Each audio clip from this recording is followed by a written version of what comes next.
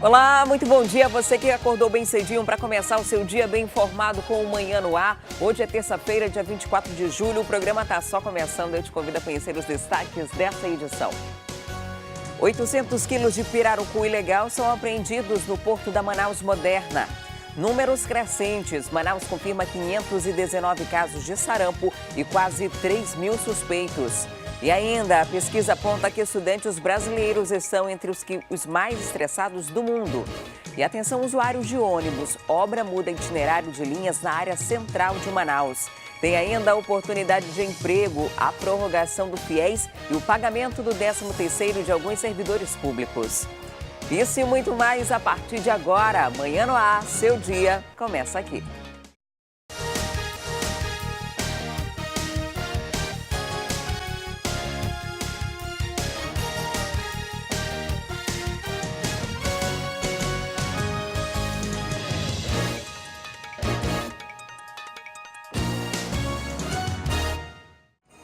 Olá, nós já estamos ao vivo e você aí de casa pode participar do Manhã no Ar. É muito simples, manda para cá a sua sugestão de reportagem, denúncia, flagrante. É só ir na nossa rede social. Vai lá no Facebook do Manhã no Ar, deixa o seu recadinho que eu estou esperando. Você também pode acompanhar a nossa programação através do aplicativo A Crítica Play, disponível para os sistemas Android e iOS.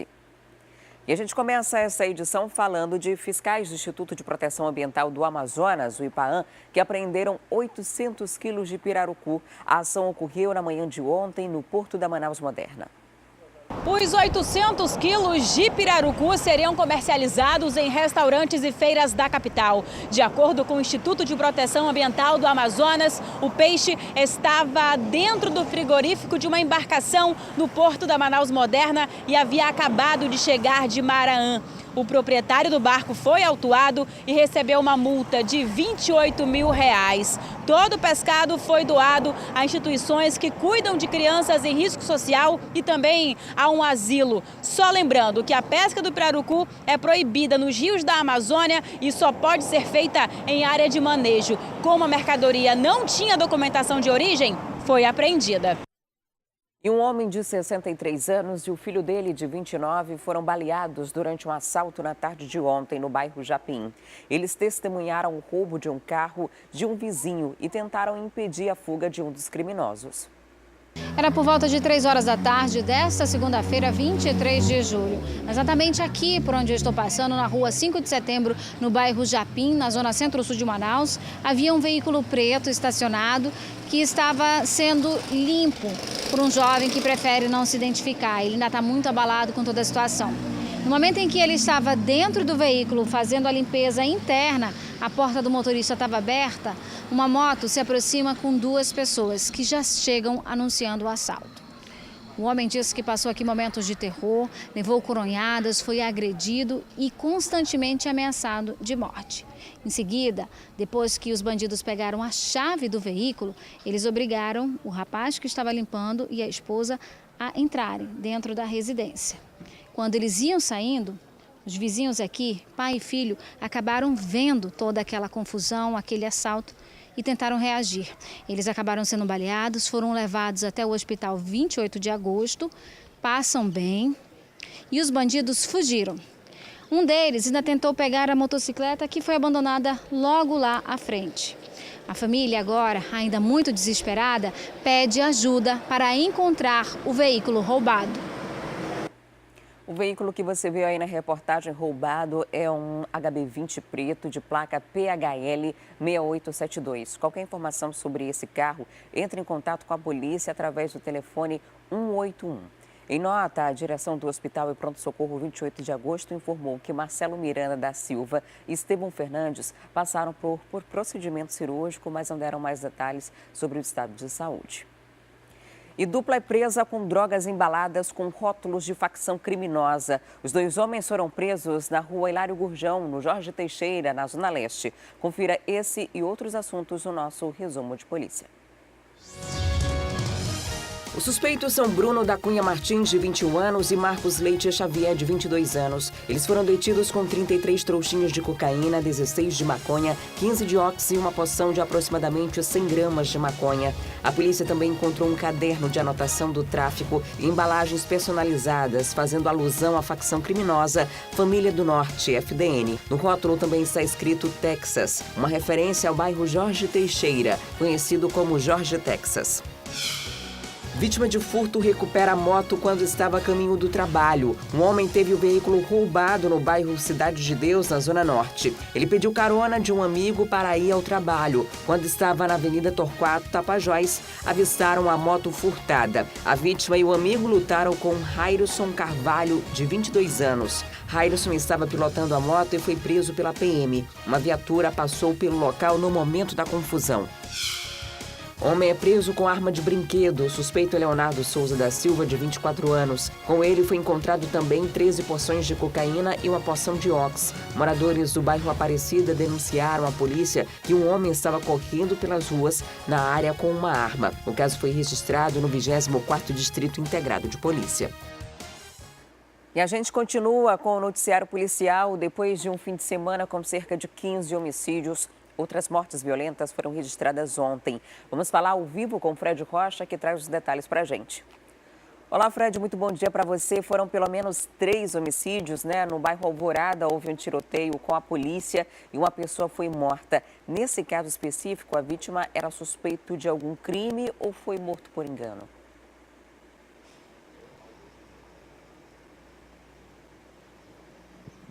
Adriane, muito bom dia a você, bom dia a todos. Há pelo menos 2 versões para este crime. O Ricardo de Souza, de 23 anos, era ali daquela área da cidade, mais precisamente na Avenida Desembargador João Machado, na zona centro-oeste. Segundo os policiais militares que faziam uma ronda ostensiva ali naquele local, assim que eles estavam nesse trabalho, o Ricardo teria disparado contra a viatura e os policiais então disseram que revidaram. O Ricardo acabou morrendo nessa troca de tiros que a polícia diz que teve com ele por conta dos tiros que foram disparados primeiramente pelo Ricardo, pelo menos no que consta aí o que os policiais militares relataram. É porque a comunidade, as pessoas disseram que o Ricardo não era bandido, ele era ajudante de pedreiro e que não teria então disparado contra a polícia. Há estas 2 versões. Agora os policiais militares inclusive disseram que as pessoas que testemunharam esse crime podem procurar a 10ª SICOM, mais precisamente até o 10º DIP, que agora o caso precisa ser investigado, é a Polícia Civil que é responsável por isso, para testemunhar, dizer o que viu. De fato, são 2 versões que precisam ser levantadas, existe a versão da Polícia Militar e também da comunidade ali da área. O Ricardo acabou morrendo mesmo nessa troca de tiro, o Serviço de Atendimento Móvel de Urgência SAMU ainda foi chamado, mas ele de fato não resistiu. Esta não foi a única morte que aconteceu ontem, aconteceu outra também no centro da cidade. Um homem de 23 anos foi encontrado morto dentro de um hotel. Segundo informações, as pessoas ouviram um disparo e aí decidiram chamar a polícia militar. Assim que os PMs chegaram ao local, encontraram de fato o corpo dele dentro de um dos quartos. Nenhum hóspede ou mesmo até funcionário desse hotel foi localizado para testemunhar algo e ajudar a polícia nesta investigação, assim como também os policiais seguem em busca do principal ou dos principais suspeitos de cometer este crime aqui na cidade de Manaus. Segundo as informações da polícia, ali naquela área tem um tráfico de drogas intenso e também a prostituição. Inclusive, os policiais acreditam que aquele hotel era utilizado para isso. Teve também outra morte no Santo Antônio, na zona oeste da cidade. Um homem não identificado acabou morrendo. A polícia estava passando ali pelo local e ainda trocou tiros com os principais suspeitos que cometeram este crime ali naquela área da cidade. O homem que acabou sendo alvejado, a princípio, foi levado para o SPA de São Raimundo, depois encaminhado para o Hospital de Pronto-Socorro 28 de agosto, mas não resistiu aos ferimentos.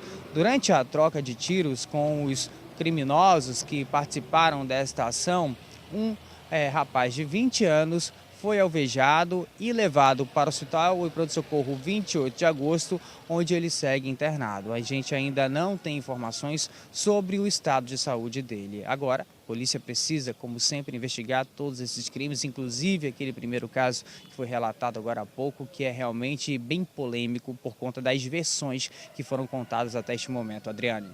Agora, Fred, além de tudo isso, tem um caso também de violência de 2 bebês gêmeos.